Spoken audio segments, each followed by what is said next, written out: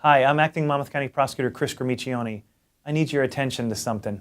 This is the most important thing that I think I can communicate to you. Over the next several weeks, you're going to be learning about the addiction that heroin and opiates abuse can create. I know many of you are sitting there thinking, I don't need to hear this, I got better things going on. Please just listen to me. This is killing people more than anything else out there. It is downright an epidemic, and it can happen to you and people that you're friends with. These drugs, they don't discriminate on the basis of race, gender, ethnicity, your level of affluence, or where you live, or how old you are. Just do me the favor and listen to what I'm going to say, because you might know somebody who's got a problem. You might, God forbid, one day have a problem, and I need this to sink in. I know there's a million things that you could be doing right now, and paying attention to me is probably not one of them, but I need you to listen. It's probably some of the best information that we in law enforcement can convey to you all. Heroin and opiates are killing people that live among us.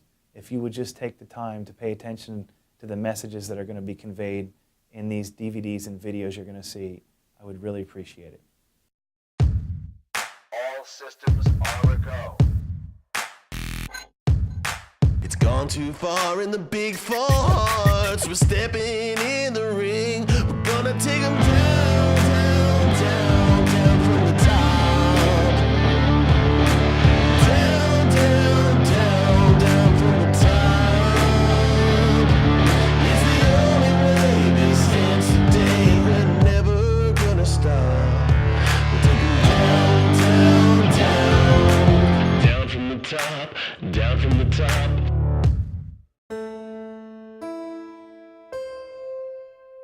Who are the druggies, burnouts, users, addicts, and dopeheads in Monmouth County, New Jersey? Do you think you know the answer? Can you name other kids in your class that are using? Can you point to your neighbors, family members, and friends that get high at least once a week? Maybe it's not who you think. No one is immune to drug addiction. In Monmouth County, as well as the rest of the state and country, athletes, honor roll students, and student council members are just as likely to try opioids as the at-risk students in the same community. Drug use and abuse doesn't just come from a tough life. 1 of every 2 teenagers will try some form of drugs during their years in high school. 1 in 20 teenagers will progress to prescription opiates or heroin before they graduate. Heroin is never a one-time drug. Once you try heroin, you're hooked. That means 1 of every 20 teenagers are addicted to heroin or prescription opiates before they earn their diploma. What types of drugs are these American high school students trying? Often they start with prescription drugs like OxyContin or Vicodin. Either they experienced an injury and were prescribed it by a doctor, and they were never able to wean themselves off of it, or they steal it from parents, grandparents, aunts, and uncles. Once prescription drugs get too expensive, they move on to the cheaper form of opioids available on the street. Here in Monmouth County, New Jersey, they typically find heroin, either in one of its purest forms or laced with dangerous drugs like fentanyl. These kids are not urban junkies. They are not from at-risk families. They do not live in run-down areas, hanging out on the streets all night. These kids come from suburban neighborhoods. Their parents are lawyers, doctors, accountants, managers, 9-to-5ers, stay-at-home moms, PTA presidents, soccer coaches, and town leaders. So now I'm just taking it day by day and trying to put all that stuff behind me. Thank you, Chris, for sharing. I'm glad that you're able to move forward after such recent tragedies and months. Okay, who else would like to share? I guess it's my turn. Hi, I'm Johnny, and I'm a drug addict. Hi, Johnny. I guess I never really thought of myself as a drug addict. I mean, I didn't even think that I was using drugs.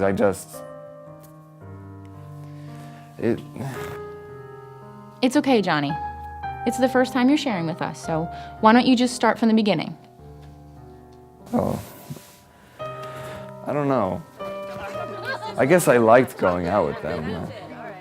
I mean, I liked being with my family enough. All right, who wants to go for some ice cream? Me! Brandy, go get your shoes and meet us at the car. Johnny, you're going too, right? Yeah, sure. It was just if my dad hadn't... I mean, if we didn't go out for ice cream that day, none of this would have happened. We were just on our way back home. It was ordinary. It was my parents, my little sister, me. We were just all in the car, you know, nothing crazy. I couldn't believe when that car just came out of nowhere. Honey, can you turn on the music? What, are you getting too old for loud music? Ha ha ha, you're so funny. You're not that far behind me, though. Daddy, look out! Oh my God! That day, my little sister and dad both ended up in the hospital.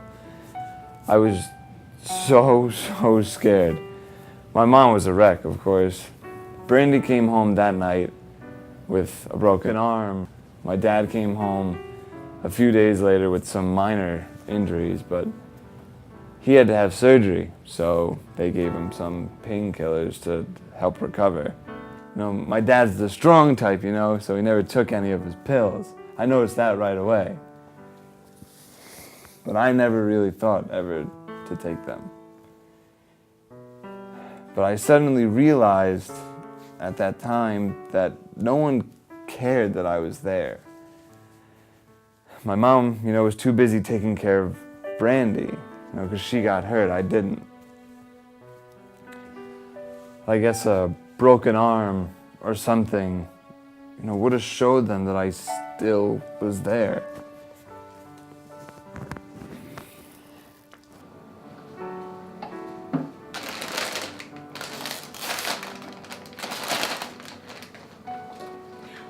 Here, let me help you with that. You sit down, Hey, sweetie. Mom.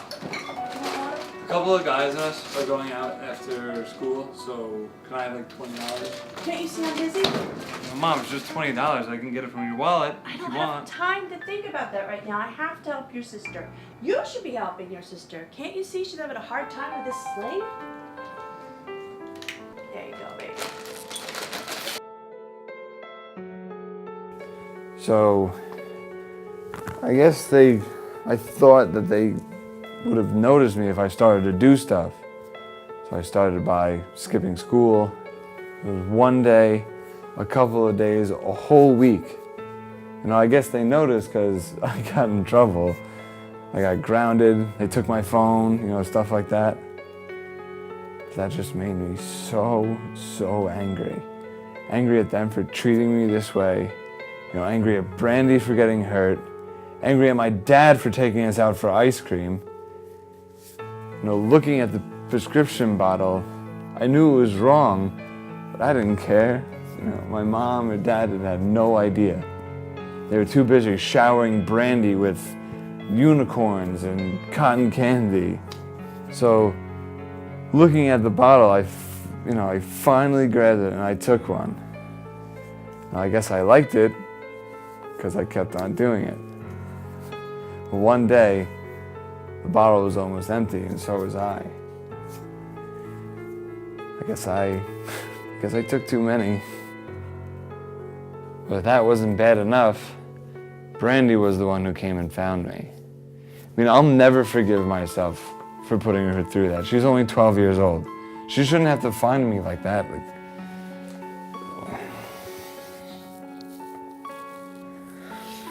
Well, I guess that's my story. It's pretty pathetic. But I guess a lot of families have, you know, someone like me. Somebody who wants to be noticed. Somebody who just, you know, sees an opportunity and takes it. Just somebody that just wants help. You know, we're all so normal. You know, everything was normal that day. I guess normal is all relative. I guess I'll never experience normal again. Thank you, Johnny.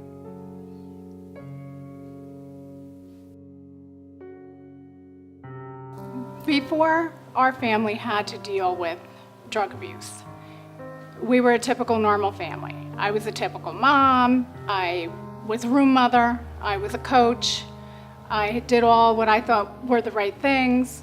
If there was a project in school, we would make sure that we would go right to the source. You know, if it's a diorama in history, we were in New York at the museums. We thought we were doing everything right. Typically, they're saying now it's the new face of heroin because you just would not expect somebody who looked like myself to possibly be someone who has an issue with it. You know, it's a tough call because we all feel that we're doing the right thing. And sometimes our daily life, you're involved with work and with other children and with, you know, just daily responsibilities. Just take the time to talk to your children because parents are really the most important. And it's been proven over and over again that if parents really talk to their children about this, that it would minimize. And also doing family dinners, things like that, they're proven. They're proven to open up the conversation, open up the relationship with your child. Parents are really important in their child's life. And if they maybe know the other parents of kids that they're hanging around with, that they communicate with them to make sure that, you know, if somebody's going to be home, say if there's a party, and also saying straight out, are you sure there's not going to be alcohol? Are you sure someone will be home? Is there a chaperone? Things like that are important. Typical signs that you would see with a child who maybe is starting to experiment with drugs could be hygiene, not really taking care of themselves, sleeping late, maybe scratching. That's one of the signs of maybe an opiate use. Different friends, changing attitudes. Maybe they were very athletic and into soccer, say, and all of a sudden they're not interested in that anymore, or certain hobbies, whatever it may be. Some advice that I would have for teenagers, stay involved with the right people. Don't experiment because before you know it, you will be addicted. Kids don't typically see that something like a prescription drug could lead into a heroin use. And it does. You know, not for all children, but it does. Stay involved with the right people. Do sports, do music, have a mentor. Be proactive in maybe talking to your peers about not doing it. You know, learn different ways to say no. Stay involved with your family. If you see something, don't just dismiss it. If you think that something's going on and something's out of the norm, investigate. All systems. Gonna take 'em